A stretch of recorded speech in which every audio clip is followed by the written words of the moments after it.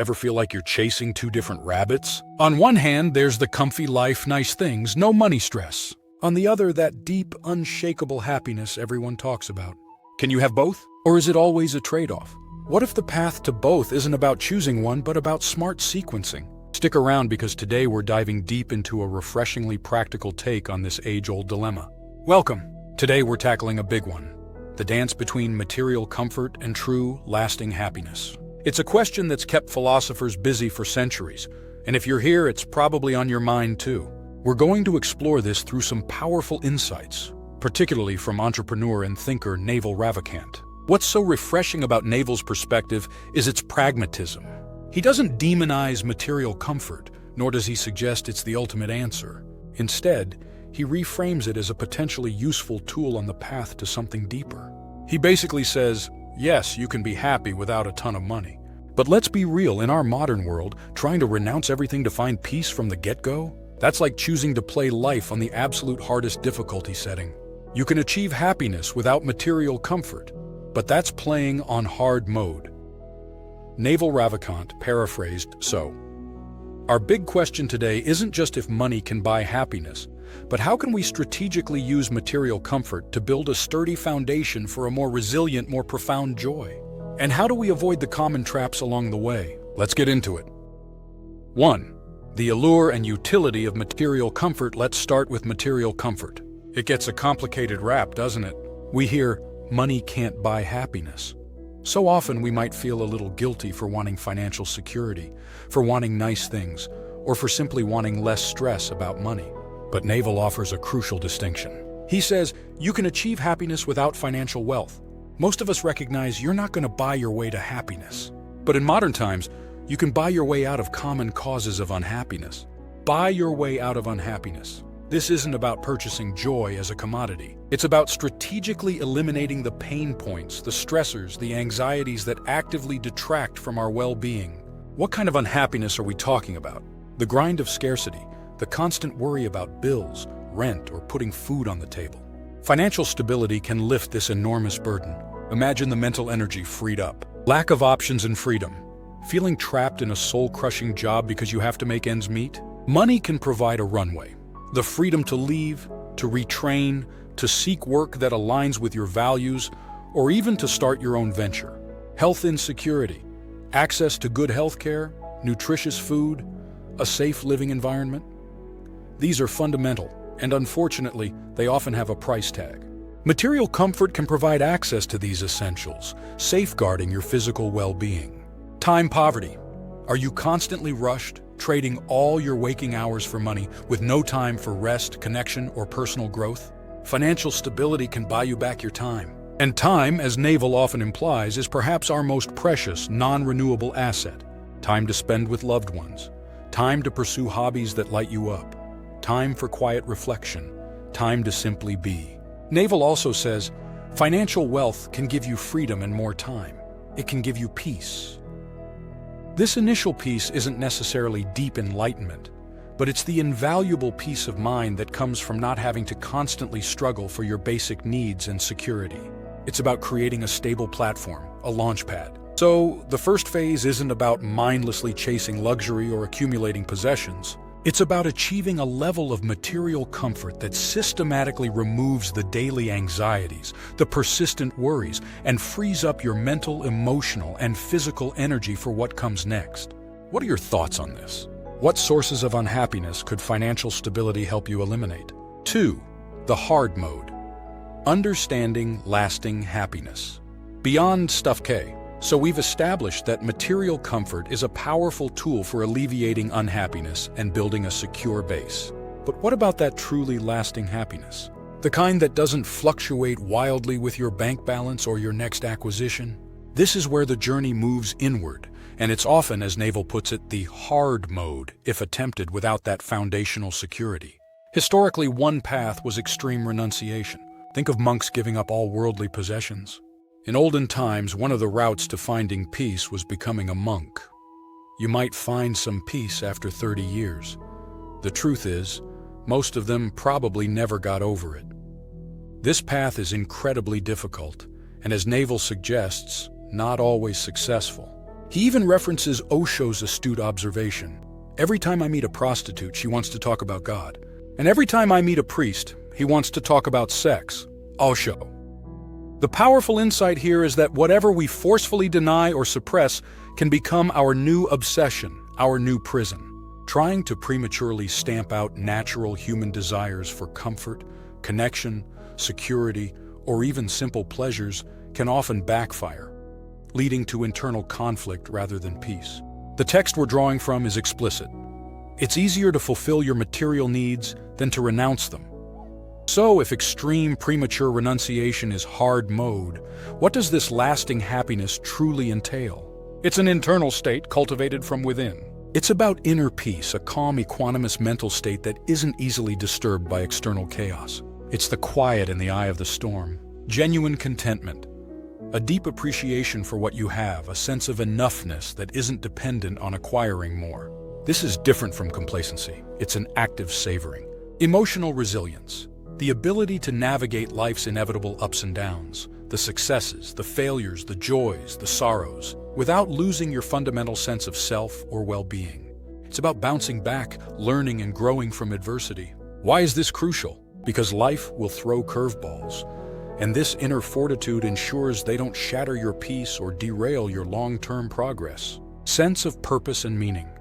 Feeling that your life contributes to something larger than yourself, or aligns with deeply held values. This provides an intrinsic motivation that material wealth alone cannot sustain. Why is this important? Purpose acts as an anchor, providing direction and fulfillment even when external circumstances are challenging or when material desires have been met. This kind of happiness isn't something you stumble upon or purchase, it's something you cultivate. And as the author who shared Naval's thoughts experienced in their own life, this journey is often deliberate. It was practiced and effort-based. It happened through realizations. What kind of realizations? Perhaps recognizing the transient nature of material possessions or understanding that external validation is fleeting. Maybe it's a deeper insight into your own patterns of thought and desire, or a profound connection to something beyond the ego. These aren't instant downloads. They emerge from consistent inner work, self-reflection, and a willingness to learn. 3. Finding the balance. Naval's practical approach to integration. This brings us to the heart of the matter, finding that elusive balance. It's not an either-or battle between material comfort and inner peace. It's about intelligent sequencing and fostering a symbiotic relationship between the two. Naval's philosophy points towards a very practical, step-by-step approach. Build your material foundation first, the less hard part. Focus your initial energy on achieving a level of financial stability where your fundamental needs are met consistently, and those common causes of daily unhappiness are significantly reduced or eliminated. This isn't necessarily about extravagant wealth, but about reaching your personal point of enough. Enough to feel secure, to have options, and to possess the mental and emotional bandwidth for deeper pursuits. This is about creating a runway, not a gilded cage. Step 1. Secure your base. Address material needs and remove unhappiness. Cultivate lasting happiness on that secure foundation.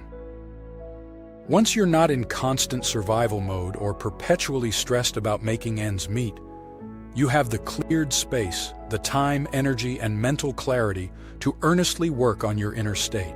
This is where the deliberate practice of cultivating peace, contentment, resilience, and purpose truly takes root. This could involve mindfulness, specific meditation techniques, gratitude practices, building and nurturing meaningful relationships, engaging in creative expression, or dedicating time to service. Step 2. Cultivate inner well-being. Deliberately practice happiness skills. Think of it like building a sturdy house. You need a solid, stable foundation, material security and freedom from acute unhappiness, before you can confidently build the beautiful, enduring structure, true inner happiness and peace on top. Attempting to construct that profound inner dwelling on shaky, insecure ground is an incredibly difficult, often frustrating endeavor. And this balance we're seeking, it isn't a static, one-time achievement. It's a dynamic equilibrium. Life is constantly changing, our circumstances, our desires, our challenges. So finding and maintaining this balance is an ongoing process of self-awareness, adjustment, and recalibration. It's like riding a bicycle. You make continuous small adjustments to stay upright and moving forward. You don't just find balance once and then you're set for life. It requires mindful attention. And underpinning this entire structure, this entire pursuit, is one non-negotiable element that Naval consistently emphasizes, and the source text highlights with urgency. Physical health is the foundation of everything. If you don't have your physical health, you have nothing. Naval Ravikant paraphrased. The author even quotes Confucius, a timeless piece of wisdom. A sick man only wants one thing. A healthy man wants 10,000 things. Your physical well-being is the absolute bedrock. Without it, the energy and clarity required to pursue both material stability and lasting inner happiness are severely diminished. So, investing in and prioritizing your health isn't a luxury to be considered after everything else is sorted. It's an essential, ongoing prerequisite in this entire equation of a balanced, fulfilling life. 4. Common pitfalls on the path to balance. Now, this journey of balancing material well-being with inner peace sounds good in theory, but it's paved with potential pitfalls. Being aware of these common traps can save you a lot of time and frustration. The shifting goalposts of enough, the hedonic treadmill. This is a big one. You reach a financial goal, feel a temporary sense of satisfaction, and then almost immediately, a new higher goal appears. The desire for more eclipses the appreciation of enough. You're materially comfortable but still feel like you're chasing. Pitfall 1. The hedonic treadmill. Enough keeps escalating. Neglecting inner work. After material success, you've worked hard, achieved financial stability, eliminated those initial sources of unhappiness, and then you stop. The urgency is gone, so the deliberate practice of inner work gets sidelined. Material comfort becomes the new comfort zone, but deep fulfillment remains elusive. Pitfall 2. The coasting trap. Material comfort achieved, inner work forgotten. Confusing means with ends. Money and material possessions are tools. They are means to an end. Less unhappiness, more freedom, more time. The pitfall is when the tool itself becomes the ultimate goal. You accumulate for accumulation's sake, long after your needs and many of your wants are met, without connecting it to a deeper sense of purpose or joy. Pitfall 3 means versus ends accumulating without purpose. Premature renunciation or spiritual bypass. On the flip side, some might try to jump straight to renunciation or advanced spiritual practices without having a stable material or emotional base. This can sometimes be a way to avoid dealing with practical life challenges, leading to a fragile or ungrounded sense of peace. Pitfall 4. Spiritual bypass. Seeking transcendence without addressing foundational needs. Comparison with others. Constantly comparing your material possessions, lifestyle, or perceived happiness with others is a surefire recipe for dissatisfaction, regardless of how much you actually have or how much inner work you've done. Your journey, your enough, your definition of happiness is unique. Pitfall 5. The comparison trap. Measuring your life against others. Recognizing these patterns is the first step to avoiding them. It requires ongoing self-awareness and a commitment to the whole picture, both outer stability and inner cultivation. 5. Actionable steps and personal reflection for your journey. So how do we navigate this complex terrain and actively work towards finding our unique balance? This isn't about a rigid formula, but about embarking on a journey of intentional self-discovery and action. Here are a few concrete steps to consider inspired by this philosophy. Deeply define enough for you and question it. How? Don't just pick a number. Sit down and list your absolute necessities for security and peace of mind. Housing, food, healthcare, basic savings. Then list your wants. For each want, ask why you want it. What feeling or experience are you truly seeking? Is this want aligned with your deeper values, or is it driven by external pressures or fleeting desires? This process helps distinguish true needs from the endless cycle of culturally conditioned wants. Action 1. Define your enough needs versus wants. Ask why. Strategize for financial stability and reducing unhappiness. How? If you're not yet at your enough point, what's one practical step you can take this week towards improving your financial health? This isn't about getting rich quick. It could be creating a realistic budget, tracking your spending for a month to identify leaks, dedicating an hour to learning a new marketable skill, or researching ways to reduce debt. Remember, the primary goal here is to buy your way out of concrete unhappiness and create breathing room. Action 2. Strategize for stability. One practical financial step this week. Explore and identify your inner work resonance, how lasting happiness is cultivated. What practices genuinely resonate with you or pique your curiosity? Don't just follow trends. Experiment. Try a 5-minute guided meditation for a week. Dedicate 10 minutes to journaling your thoughts and feelings without judgment. Spend intentional time in nature, device-free. Engage in a creative hobby purely for joy, not productivity. Volunteer for a cause you care about. Notice how these activities make you feel. The key is to find what authentically nurtures your inner peace and sense of connection. Action 3. Explore inner work experiment to find what nurtures your peace. Integrate consistently, not just intensively. How? Small, consistent efforts compound over time, both materially and internally. Instead of an overwhelming, overtaking haul, aim for small, sustainable integrations. Can you dedicate 15 minutes each morning to your chosen inner work practice? Can you automate a small savings amount each month? Consistency builds momentum and makes these practices part of your lifestyle, not just another chore. Action 4. Integrate consistently. Small, sustainable efforts compound. Prioritize and invest in your physical health daily. How? What's one small positive change you can commit to for your physical well-being starting today? It doesn't have to be a marathon.